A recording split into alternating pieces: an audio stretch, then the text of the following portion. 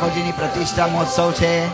આપ અહીંયા પધાર્યા છો તો આપ સૌ હરિભક્તો પર આશીર્વાદ આપો અને બધાને લટકું કરીને સુખ આપો કે બધાને અક્ષરધામનો કોલ આપી દો.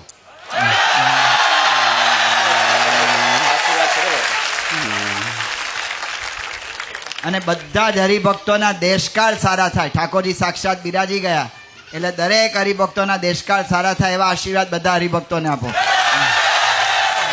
અને બધા જ સંતો હરિભક્તો બધાની વિનંતી છે કે આપની શતાબ્દીએ અક્ષરધામનું ઉદ્ઘાટન થાય અને આપની પ્રત્યક્ષ હાજરીમાં અહીંયા જ ઉદ્ઘાટન થાય.